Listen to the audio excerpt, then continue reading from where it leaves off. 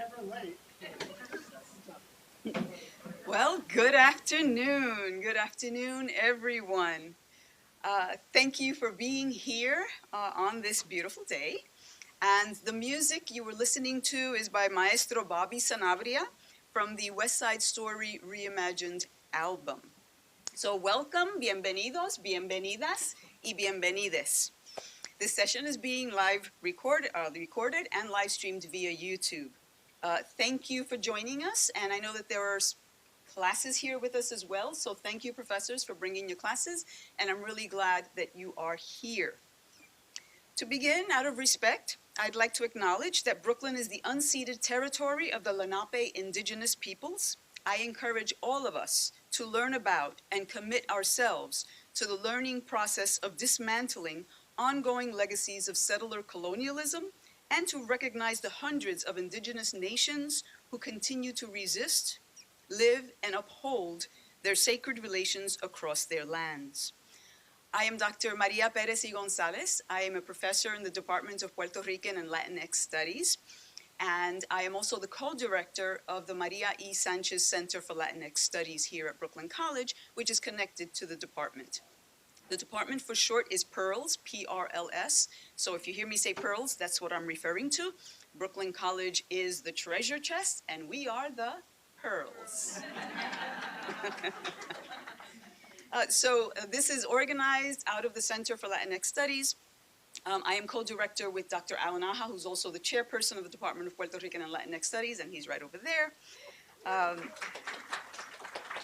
So I invite you to read up on our history. We don't have a long time, and it was made a little bit shorter, so we don't have much time, but I want you to read up on the history of the Department of Puerto Rican Studies originally that was established in 1969. And that history is part of the Puerto Rican Studies in the City University of New York book, The First 50 Years, that Dr. Virginia Sanchez Corral and I co-edited. And it's by Centro Press, the Center for Puerto Rican Studies of CUNY. And we also have our history in a documentary called Making the Impossible Possible, which was commissioned by the Alliance for Puerto Rican Education and Empowerment. And the president of that is here, Professor Tony Naval, a retired now professor of Puerto Rican and Latinx Studies. And so the founders of the department were students. And so that documentary is Making the Impossible Possible, and it's available. You can see it through the CUNY. If you have a CUNY template, you can see it via CUNY Library. And it's available through Third World Newsreel. The sponsors of today's event, right? So aside from the Center for Latinx Studies and the Department of PEARLS, the co-sponsors are the Department of Theater. And so the chairperson, Dr. Laura Tessman, is here, and so are the students. The Department of English, Dr. Ellen Tremper is here, and so are students. The Wolf Institute for the Humanities is definitely, this is the YouTube channel we're going live through, so thank you to the Wolf Institute. We have, yes, the Conservatory of Music, the Department of Film, the Fierstein Graduate School of Cinema, and the Department of Television, Radio, and Emerging Media. So thank you all. Thank you, thank you. I'd like to give a special thanks to the Wolf Institute, to Dr. Gaston Alonso, who is watching via live stream, and to Ms. Kiana Benjamin, who's over here, and Ms. Fatima Davis, who's helping, and the library, so thank you. Now, turning to our invited guest, the Brooklyn College connection to Mr. Tony Kushner is via Dr. Virginia Sanchez Corral, who was the long-term chair, a former chair of the Department of PEARLS, and a prominent U.S. historian. She became a historical consultant to West Side Story, the 2021 version that Mr. Kushner wrote the screenplay for. So that's the connection there. And so he was commissioned by Steven Spielberg, right? And they worked together on this new version of West Side Story. Dr. Sanchez Corral and I then thought that it would be good to create a series, so we did the West Side Story Brooklyn Connection series in the fall of 2021, just before the movie was released. And so we had prominent characters with us, scholars, activists, writers, and we also had Steven Spielberg, right, who directed it, and so they were with us, although it was all via Zoom. So you can see it if you go to brooklyn.edu, and you can see West Side Story, the Brooklyn Connection. You'll see it there. You can see it. The videos are posted, so you can view them at your leisure. And Mr. Kushner was very nice, and he came back again in the spring of 2022 as he was working on The Fabelmans and was with us, but again via Zoom. So this time, right, he is here in person. Let me see. Okay, so he is invited this time around as part of the Maria E. Sanchez Center for Latinx Studies. She was a long-term chair in Pearls. When it was there was an uproar about who should be chair, and so finally, eventually, she did become chair, and so it's named in her honor. And so we are going to create, or in the process of creating, the Latin Excellence Program to help retain Latinx students and graduate Latinx students, because although Latinxes have come a long way in terms of higher education, they're still lagging behind in terms of college, right, degree attainment.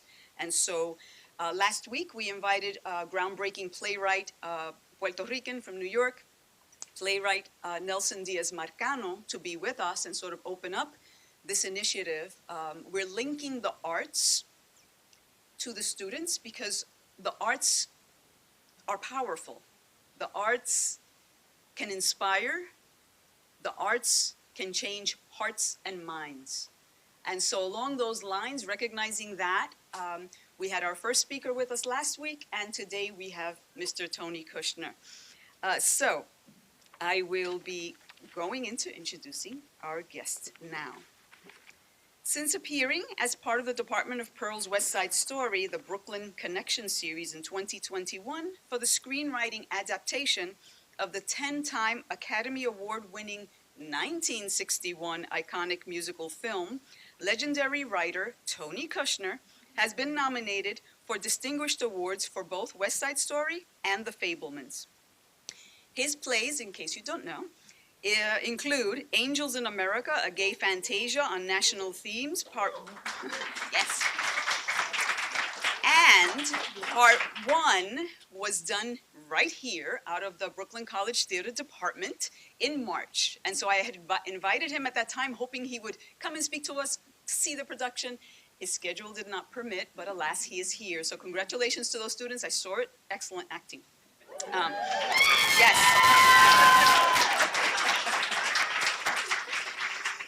His other plays include Homebody, Kabul, I think I'm pronouncing that right, and The Intelligent Homosexual's Guide to Capitalism and Socialism with a Key to the Scriptures. He wrote the screenplay for Mike Nichols' film version of Angels in America, and the screenplays for Steven Spielberg's films Munich and Lincoln. He is the recipient of a Pulitzer Prize for Drama, an Emmy, and 2 Tony Awards, 3 Obie Awards, an Olivier Award, an American Academy of Arts and Letters Award, a National Media of Arts, and a National Medal of Arts, and the Lifetime Achievement in the American Theater Award, including a CUNY honorary doctorate degree, among numerous accolades. Most recently, Mr. Kushner. Oh, Golden Globe. There were so many. I was like, I can't put this all in there. But most recently, he is the recipient of the prestigious 2024 Penn Mike Nichols Writing for Performance Award. I present to you Mr. Tony Kushner.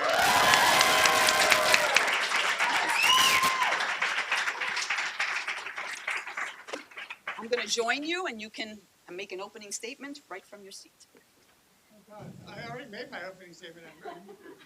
I'm really sorry that I'm late. I have a Golden Globe. What more is there? I used to say, the punchline was always, you forgot that I'm a 2-time Golden Globe loser. And I think that was a much better sound, but then the Fabelmans won, so I actually have one. Yes. It's the silliest award on the planet, and there are a lot of silly awards. Well, congratulations. It's really nice. Thank you for asking me to come out here.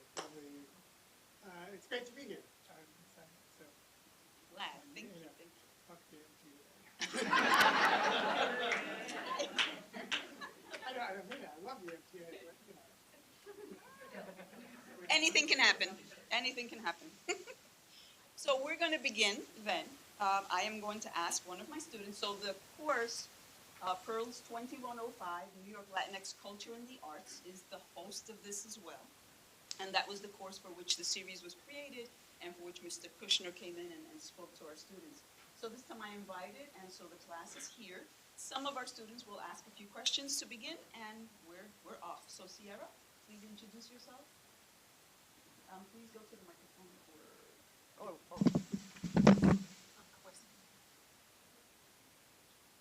Hi, my name is Sierra. I'm majoring in English writing. My first question to you would be, how did you try to add some authentic Puerto Rican culture into the West Side Story? Well, through research, when Steven asked me if I would write my fourth script for him, when he asked me if I would do it, I love West Side Story. I love the musical. I understand a lot of the criticism that has been made of it over the years, but I feel that its heart is very much in the right place and always was. And the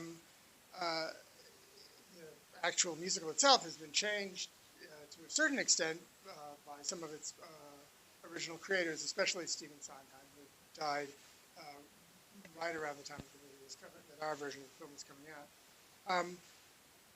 But I knew that there were, I hoped that there was a way to make, to deepen some of the ways in which the characters, all the characters, including the Puerto Rican characters, were represented in the script. So I went to the Centro, Hunter, right? On 122nd Street, and met the staff there. I just started doing what I usually do, which is to read a lot of books, to try and understand what historical moment was really being represented. And it was an interesting historical moment because the West Side now bears very little resemblance to what it was at the time, but it became clear the minute I started researching that this very large part of the Upper West Side called Lincoln Square had been demolished by Robert Moses and the Housing Authority to make room for Lincoln Center and also what originally was going to be a bunch of high-rise luxury apartment buildings. They got turned into middle-class housing instead. And that the community of Lincoln Square before it was demolished was a really heterodox community of people who had been there from the start of the 20th century and even earlier, right around the time of the turn of the century. There was a large influx of black people who acquired property, and for a while it rivaled Harlem in terms of sort of a concentration of black people who were beginning to move up into the middle class and were property owners, who owned buildings. And then sometime in the 30s and the 40s, the black residents of Lincoln Square mostly moved up to Harlem and started renting the properties to newly arriving Puerto Ricans. And so at the moment that West Side Story depicts in the late 1950s, it was a mix of a lot of different cultures, a lot of earlier immigrant groups that had, Jews and Polish people and Irish people and Italians. A lot of them had worked on the docks. The dockyards were beginning to die along the west side of Manhattan, but some of their kids were left behind. And then a lot of people who were moving here from Puerto Rico, and that became the largest concentrated ethnic group in Lincoln Square. And then Robert Moses decided that it all had to be knocked down. The white residents were actually moved primarily like Sheepshead Bay, but they were relocated by the city. Puerto Rican occupants of Lincoln Square were mostly given a check for somewhere between $300 and $600 and told to get out. I think that was deliberate. There was I don't know if anybody ever said it out loud, but there was, I think, an understanding in the housing authority that it wouldn't be a bad thing if this Puerto Rican community was scattered and not reconstituted somewhere else. I mean, if you look at the history of New York, like way down in Tompkins Square Park in Manhattan used to be Germantown, and then there was this terrible explosion on a steamer, and a lot of German Americans were killed. I can't believe it was in the 19th century, and the whole community moved to the Upper East Side. Very often, communities cohered and they moved like en masse, but they stayed together, which has obvious advantages. And I think that by the middle of the 20th century, it was decided that it would be better for people who were newly arriving in New York, if they weren't white, to be scattered rather than concentrated, because it diffuses political power and so on. So that was a big part of it. And I began to realize as I worked on it that, you know, I've said this many times before, but it's based on Romeo and Juliet. And Romeo and Juliet, the Capulets and the Montagues are absolutely indistinguishable. Nobody can remember. The only way that anybody can remember which is that Juliet rhymes with Capulet. So you can say, you know, otherwise, Shakespeare really, part of the point is they have nothing to fight over, and yet they're killing each other. But that's not what Bernstein and Sondheim and Arthur Lawrence and Jerome Robbins did with West Side Story. The Jets and the Sharks are not identical. The Jets are a bunch of street trash, really. They're kids who were left behind by earlier communities, and they're juvenile delinquents. The Sharks, in the original, it's pretty clear, have jobs. They're upwardly mobile. They're trying to get a footing in New York City, having arrived here from Puerto Rico. And so it's not the same, it's not two sides of the same coin. So that really interested me. I mean, and I think if you look at the original book and score of West Side Story, you see that these were all, you know, it was written by 4 gay Jews. I mean, so they, to some extent, they did a certain amount of touristic kind of like looking into, I mean, Bernstein paid a certain amount of attention to some kinds of Latin music, not necessarily specifically Puerto Rican, but Cuban music and stuff, and appropriated certain elements of that for the score. But mostly their sense of Puerto Ricans was they're just Jews, but they're Puerto Ricans. So there's like the same things that Jews went through when we arrived in large numbers at the end of the 19th, beginning of the 20th century, must also be true for Puerto Ricans. So for instance, that's why I think they got into so much trouble with the song America, because Jews who left Russia primarily did not have fond feelings about Russia. It was, you know, Fiddler on the Roof, you know, it's sort of like, ugh, you know, it should sink into the ocean. And they used that, they assumed that that was the way Puerto Ricans felt about Puerto Rico.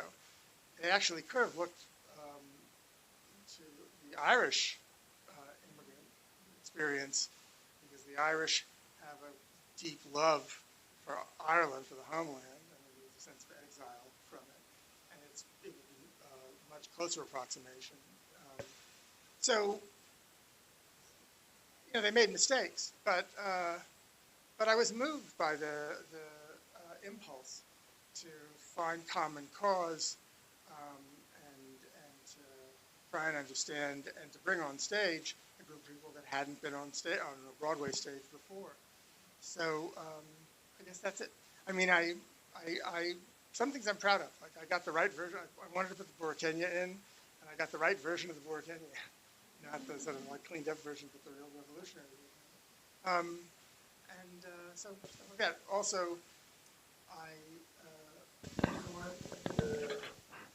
wanted to leave the lyrics in English because Steven said I just thought we should stay in English, but I wanted there to be a lot of Spanish in it, and I told Steven I don't want any subtitles because I don't want this to be an English language movie that has some foreign language in it.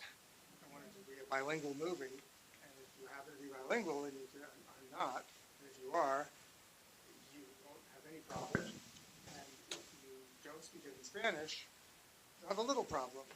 I felt really happy when the movie opened, and there were segments of Fox News devoted to hysteria.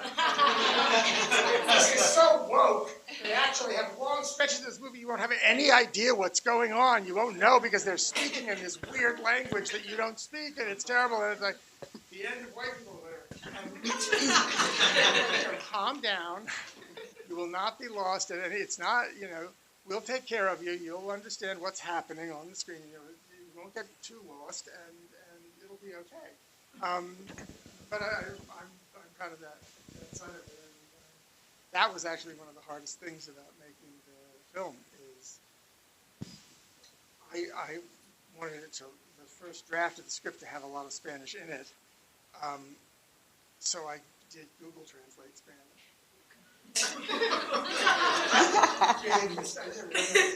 Rita Moreno almost refused to talk to Steven when we offered her the part because she said, I read this, what is this stuff? Then we immediately started working on turning it into Spanish, and I thought, okay, so now it's presentable as in Spanish, and then people from Puerto Rico started reading it and saying, we would never say this, we would never say that, we don't say that, we don't say, and then the actors, some of them were from Puerto Rico, as many of them were from elsewhere, had to work on the accents. And it was, I think, one of the hardest things I've ever had to do because you couldn't get anywhere. We had a room. I asked 5 of the Puerto Rican people in the cast. We called them the Puerto Rican Talmudic Study Group because we would sit every day with the script and look at the phrasing, and they would argue with each other and say, no, my grandmother says that that's wrong, and I called my mother, and she says it. Never say it. And it became clear that there was, of course, it's life, so it's complicated. Eventually, I think we got it pretty close. I mean, I think it's plausible. So that's... Thank you. Okay, so I'm going to call now on Carolina, and it's going to be closely followed by Blondel's question. They're interrelated, so I just want them to ask both questions, and then you can respond. Hi, I'm Carolina. I'm studying psychology at Brooklyn College right now, hopefully graduating. My question is about the increased mark. In 2 weeks, I hope so. Be like the only commencement in the United States that hasn't been canceled. That's what I'm saying. I hope so. But my question was about, you gave the Latin women, the Puerto Rican women, more of a voice in your version of the West Side Story. The Latin woman juggles so many roles in real life, just mother, maid, expectations of being a virgin. What inspired you to give the shark women more of a voice in this version of the movie? Let me have Blondel also ask his, because they're sort of so interrelated, might as well have them both at the same time. Good afternoon. I'm Blondel Azamar, and my question about your West Side Story is how do you show behavior with regarding gender in your new West Side Story?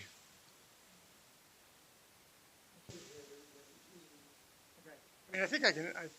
Tell me if I've answered this once I answered. I mean, one of the things that's interesting about again, people think of the musical as being a musical about these two groups, the Sharks and the Jets. It's actually not that. You look at the score. The Jets have a lot of songs. The Sharks don't have any songs that are just theirs, because it's actually about white men and Puerto Rican women. I mean, it's the white side of things is represented by the Jets. The Puerto Rican side of things is represented by the Puerto Ricanas, Anita and Maria, and some of their friends. So there's a gender division in West Side Story from the get-go.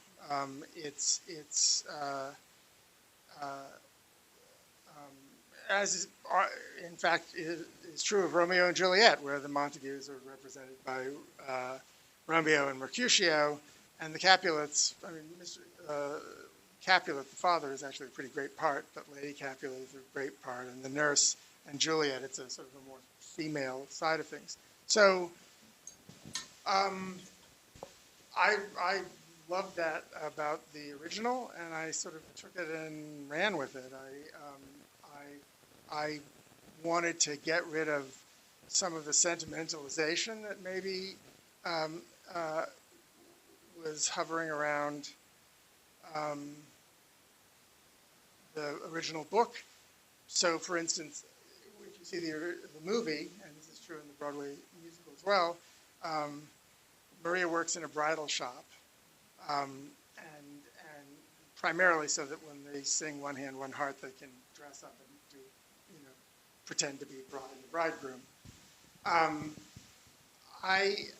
I thought, well, okay, sure, there were probably lots of people working in bridal shops in Spanish Harlem and so on, but a young Puerto Rican woman who just arrived from Puerto Rico, the likelihood is that she would have gone into the service economy, and that's when I had the idea that she would be working on a cleaning crew at Gimbel's. It felt to me.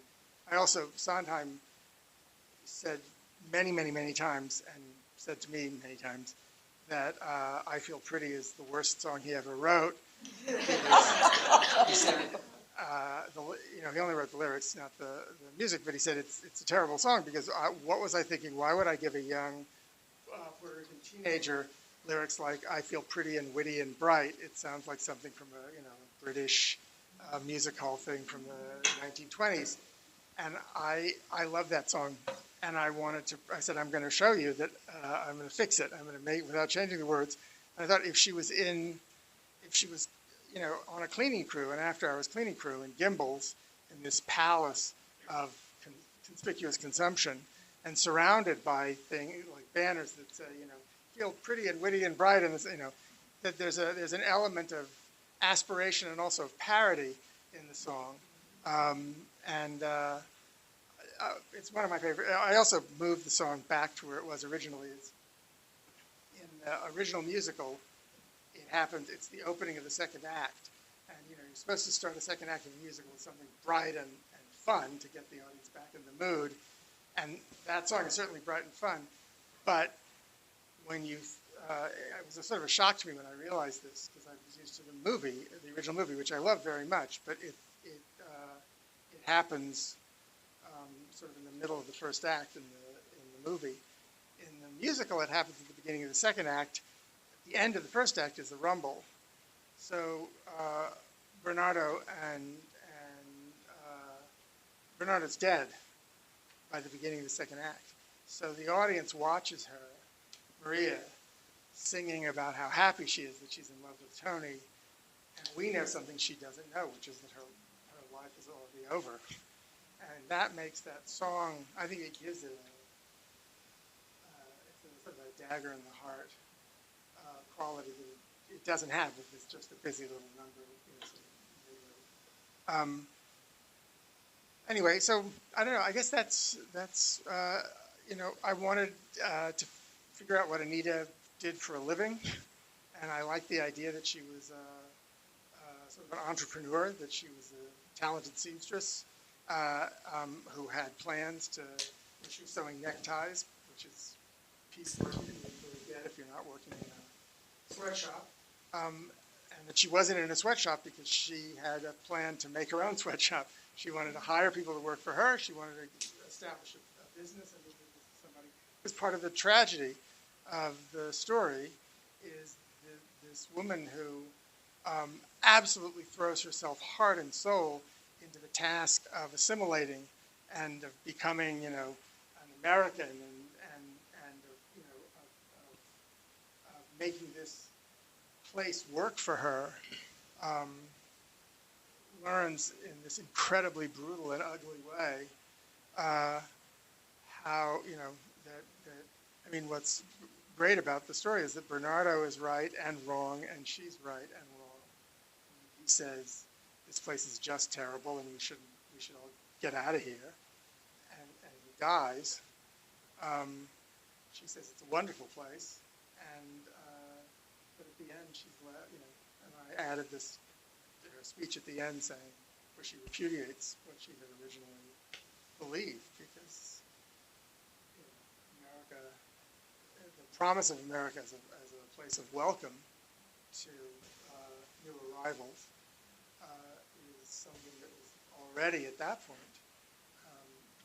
being betrayed. It was a mixed bag, but it really got decidedly unwelcoming when people from Latin America and Puerto Rico and the islands started to come in. There was sort of panic.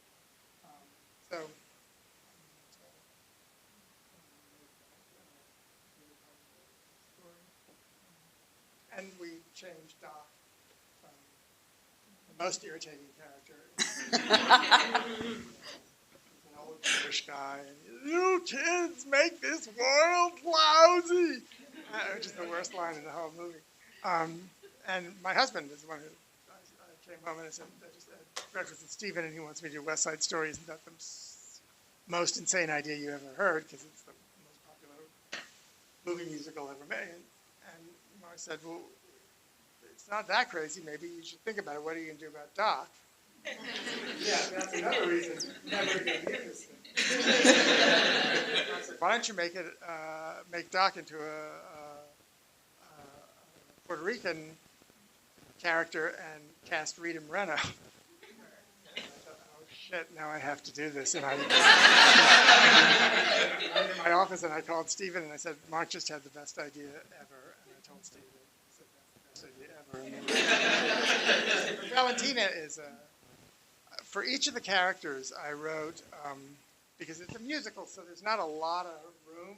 The songs take up a huge amount of real estate, so you don't get quite as much time in scenes for people like learning people's backstories. So I started writing for every character a backstory, and they got longer. I never know when to start. As you can tell from the way I answer questions, I don't know how to. I have no breaks. So I started writing longer and longer things, and then I knew that Rita was waiting for her backstory for Valentina, and she, Valentina is 60 when the movie starts, so she's had a lot of backstory, and I started doing this. I tried to figure out like her childhood in Puerto Rico and when she'd come over and the whole thing, and I wound up writing a 30-page document, which I think would make a really killer miniseries, and I shouldn't write it, but I want to figure out a way to do it because it's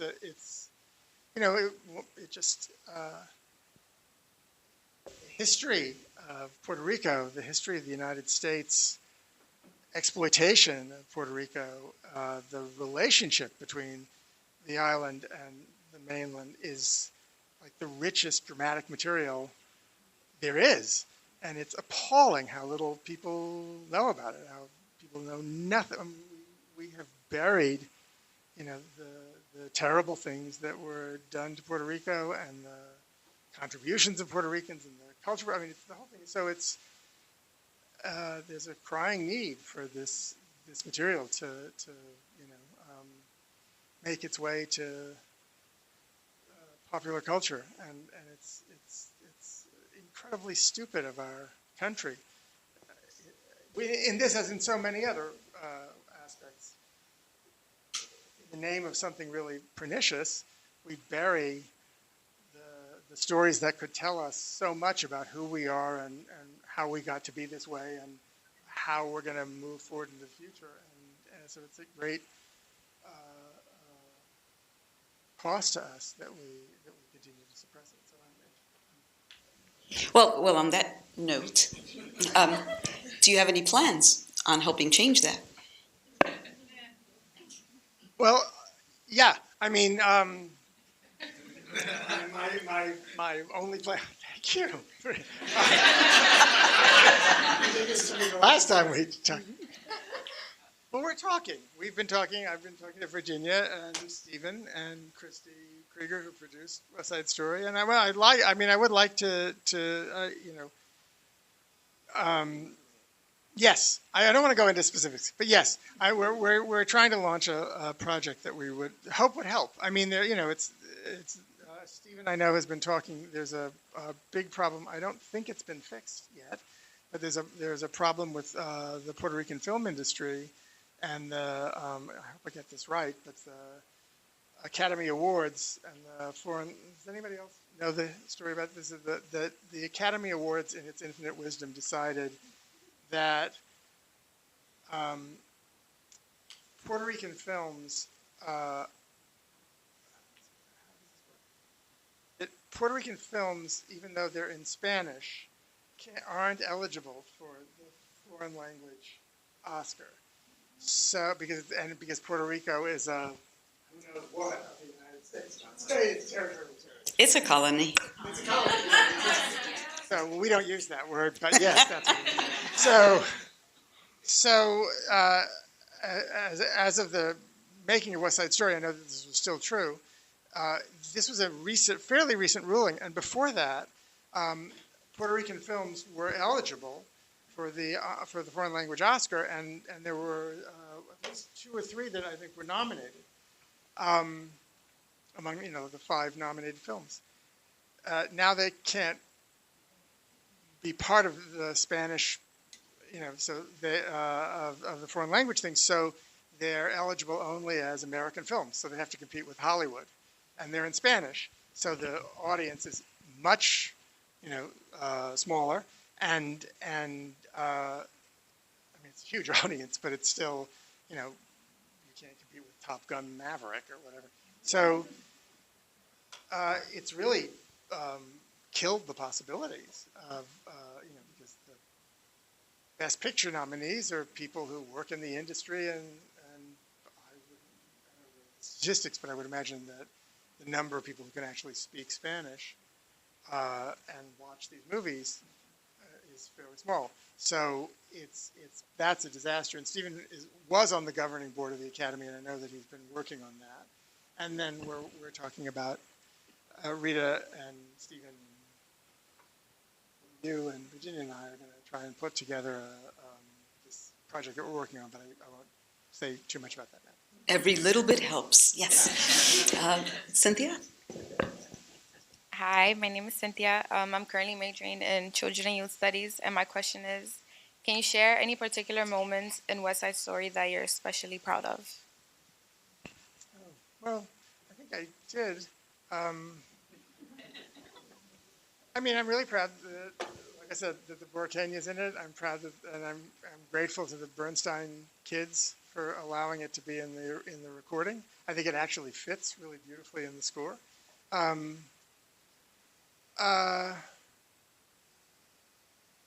I mean, I'm really proud of a lot of it. I mean, I think it's a really good. I think it's a really good movie.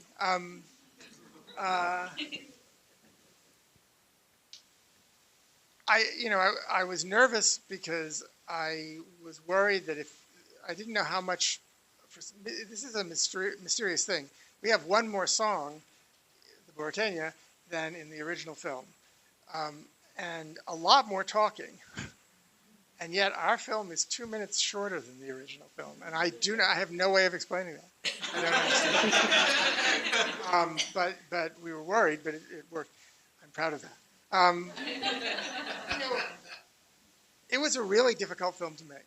Stephen and I fought furiously the whole time, and the result of all I'm really proud of Cool, which doesn't make any sense in the original film where it is, because it wasn't written. It was written to be in the first act, and it's now right after the rumble, and the Jets are hiding, and they're really upset, and Ice Cube, or whatever his name is, Ice, I still was in Law and Order. One of my favorite actors on the planet. Tries to get them to calm down so that they're not, it's a weird thing to do at the end of your tragedy when everybody's really agitated to have a song that says, let's lower the temperature here, let's calm down.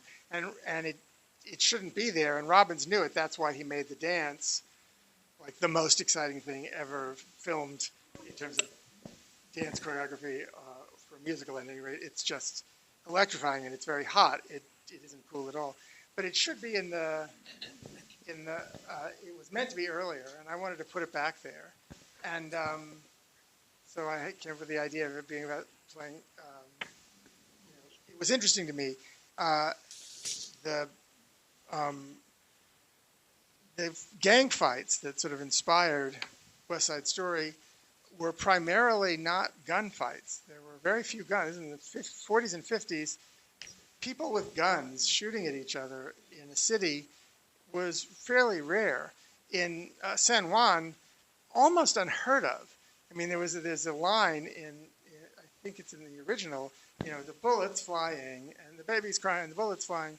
And I went and I looked at the crime statistics in San Juan in the 50s. It was like people, when they fought in New York, in everywhere, didn't have guns. They had knives, they had whatever else, fists.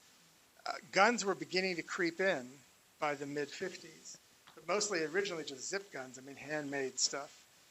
And the appearance in this movie, in this musical, of this actual gun is a big deal, and I really wanted to make that clear. So there's the whole, where did the gun come from, and so on. And I'm proud of that. So it's I'm very proud of one thing that Steven did that I lost my mind about when he was doing it. We filmed the last sequence when Chino shoots Tony in Paterson, New Jersey. We built that entire demolished block. It was a gigantic set on an open lot in Paterson, New Jersey. And it was night filming, which is very difficult physically. It's just you get exhausted and cranky, and I'm always cranky anyway. And I love the original movie, and I find the ending incredibly moving. So I left Arthur Lawrence's big speech for Maria word for word. I didn't want to touch it. How many guys? Apparently, when Sondheim would work on a musical, he would say to his book writer, "Tell me what this moment should be," and the book writer would write a speech, a monologue, and then Sondheim would turn it into lyrics, and that's what that speech is.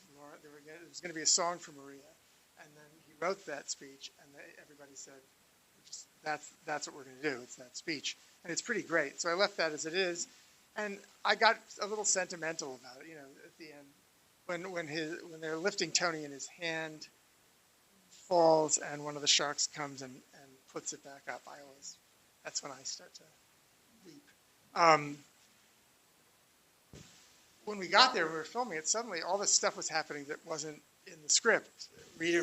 I saw that Rita had been called to the set, and she wasn't supposed to be. She would be at the very end, just at the last minute, because nobody ever knows what to do with Chino. He's just killed somebody, so you wanted to end with this kind of sad music and the body being carried away. But what happens to Chino? And then I saw that what Steven meant to do was end the movie with Chino being put in a police car. And at first I thought, no, this is terrible, it's terrible. And I was screaming and yelling and running up to him every 5 minutes, and he finally said, "It's 4 o'clock in the morning, get the fuck away from me." He never says things like that, but he should have. And then the next day I came back to set and I was furious. I thought, oh, he's just blown the whole thing. And he said, "Let me just show you what I did." And he showed me the dailies. And the camera goes up through the rungs of the fire escape, which is, of course, the symbol of West Side Story is that fire escape. And it goes up through the things, and as it's going up, they sort of turn into metal bars. It's like the bars of a prison. And the last thing you're seeing with that gorgeous music, with Somewhere coming up and making you cry, is a young brown guy in handcuffs being put in a police car. And it's that's tough. That's like saying you don't get to walk away feeling, oh, how sweet, how sad, love will go. You leave looking at this image of oppression image of social inequality and racism, and that's the image that he wanted to leave with, and that's why I love working with him. If I'd asked him, what are you doing, he would never have been able to explain it to me, but he knows that he has an instinct, and I really love it. Every time I see the movie, I think, that's great that we did that. That I can pretend that it was my idea, but it really wasn't, it was his. So. I'd like to call on Dr. Alterman, who said he has a question on behalf of his students.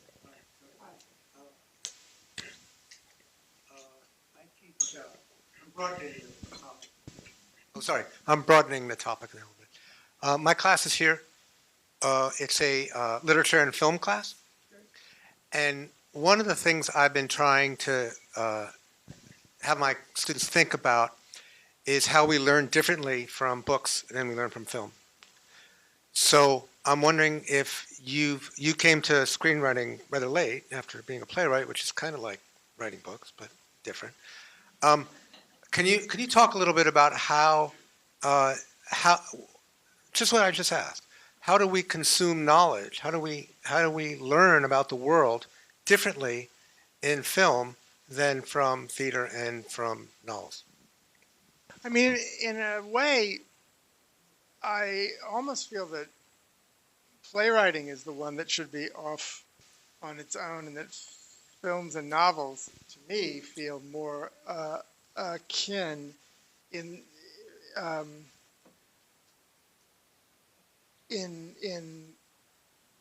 sort of two related ways.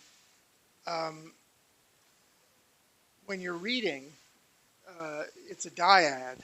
It's you and the book, or you could say it's a triad. It's you, the book, and the ghost of the writer who wrote the book. When you're watching a movie, it's sort of the same thing, even if you're in a movie theater. Less if you're in a movie theater than if you're at home with your cat on a couch watching.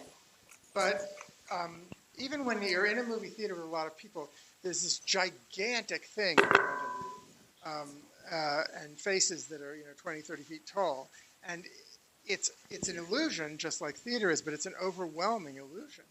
And it creates, I think, I feel, absolutely, if you watch a movie with an audience, you're probably going to have a better experience than if you watch it at home. Just as you'll probably have a deeper, richer experience if you're reading a book than if you're listening to it on tape, or if you're everybody's reading it out loud.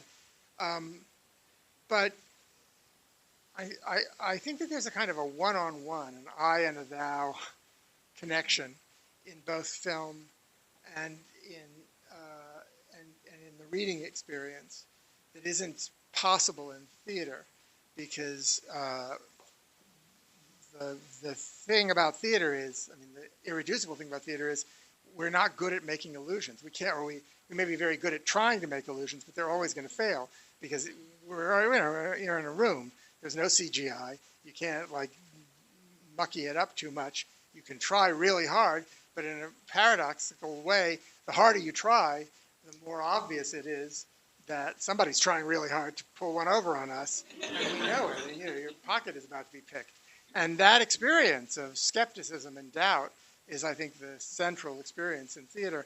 And I don't think it's as true in either reading or in filmmaking. I think that, it could be in filmmaking, but the tradition that we've established is for more and more perfect illusion rather than more and more theatrical, imperfect illusion.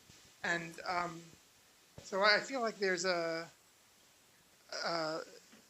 sort of an intimacy and a kind of submersion of oneself in the experience of film and also maybe of reading that is different than in theater, where you're just constantly being reminded that this thing, no matter how convincing it is, and if it's a great production of a great play with great actors and everything, at some moment you may think, oh my God, she just killed all of her children. Medea. But I just thought that shouldn't just come out of nowhere.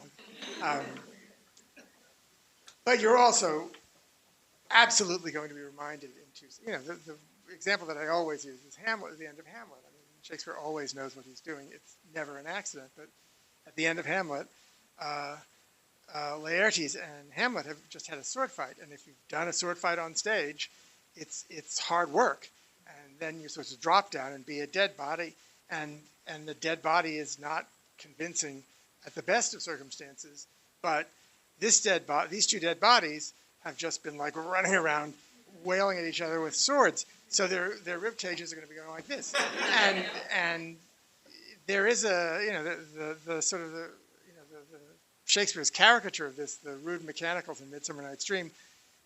People say, oh, that was terrible. You could see he wasn't dead and he was breathing. But you're supposed to, he puts you right in the middle of this contradiction.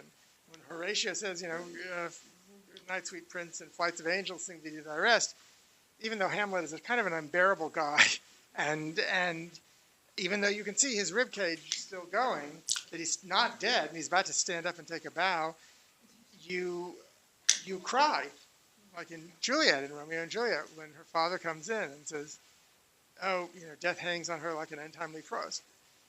Even in the play, she's not actually dead. She's just taken a drug. But it's a confusing experience. You believe it and don't believe it at the same time.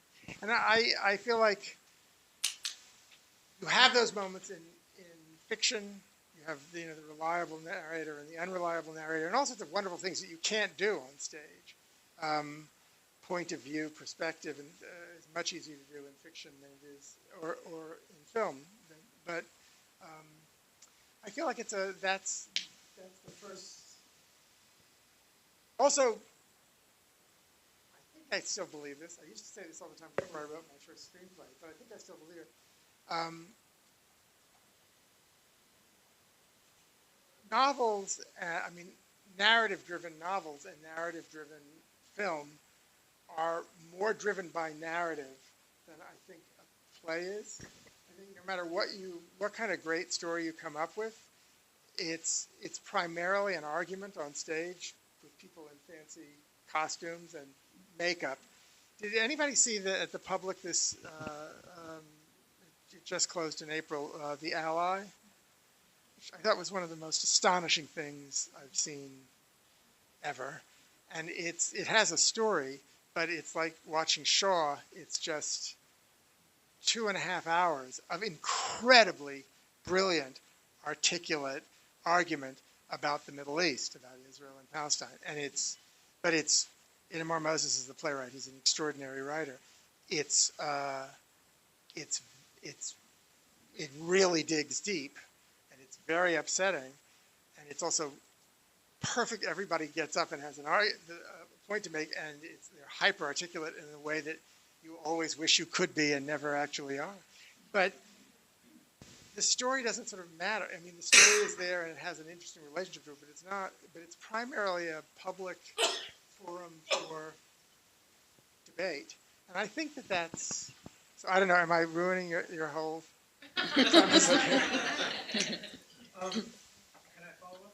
I want one of the students. We have one more thing. One more. Can I just add one thing quickly?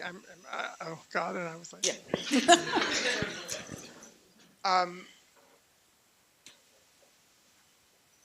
Well, I'll skip the long illustration of this, but I think that the visual medium, the second commandment, no graven images. So if you look at Claude Landisman's astonishing documentary, Shoah, he doesn't show any camp footage. There's nothing of the Holocaust in it except people talking about it. And he said, in one interview that I read, that he was obeying the second commandment, that there are certain things that are sacred. And one of the things that are sacred, I think he was saying, is when human suffering reaches a certain level of horror, that it's literally unimaginable. It becomes sacred in a way. You're not allowed to look at it directly. The Middle Passage would be another example of that. What's happening in Gaza? Do you really want to represent that? Because what happens is if you represent it, if you make a fiction version of it, if you show what was happening in Auschwitz this astonishing film Zone of Interest, which obeys that, makes that the whole point of the film. it's all about Auschwitz, but Auschwitz is behind a wall, and you hear it sometimes, and that's the point I was trying to make. There's a difference between the visual and the auditory, and I think also the sort of interior linguistic processing. There's something morally dangerous about visual beauty, about or visual horror, about the eyes. They're tricky, and there's a way in which we're sort of told in various places, including I think in the Ten Commandments, trust other things, but don't trust don't be careful about your eyes. And I think that's one of the things that's worrisome about film. I mean, you were saying art has this tremendous power. It's a very problematic kind of power, and it can mislead. And there is a certain sense in which I feel a kind of confidence in reading that I don't feel in watching. Even when I'm watching a documentary, maybe even more when I'm watching a documentary, because what's been edited out? I think it's tricky. So I think it's a Richard Foreman, who is a great avant-garde playwright director, did a play called "Film is Evil, Radio is Good." And it was at the Public Theater, and at the Village Voice, back when it existed, had these wonderful critics, and one of them was Erica Monk. And her review of "Film is Evil, Radio is Good," the headline told you everything you need to know about the play. It was "Film is ego, radio is God." And so you think about it. God, you can't look at God in the Bible. You burn up. You have to, cover your. Moses says, "Let me look at you," and God says, "I'm going to turn my back," and you can look for just a second at my back, but you can't. If you look there, you can't see the face of God. In Genesis, the voice of God was walking in the garden. I mean, it's all done through the ears, and the image is something that's too terrible for us to see. So I don't know. Is that's sort of an interesting? I don't know. Maybe that's an interesting.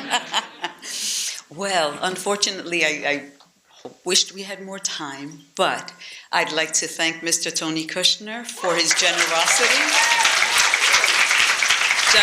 of time and spirit. And if you have any last comments? I just like to ask you, so is there an encampment on campus? Has there been a thing here at all? There's not an encampment, but there are protests, there have been demonstrations, rallies, prayers. Mm-hmm. And is there some? Yeah. Yeah. No, I know about that one. Yeah. Prison closed down the campus. Very excited that new guy, this generation. I'm an old person. But I think it's thrilling. I think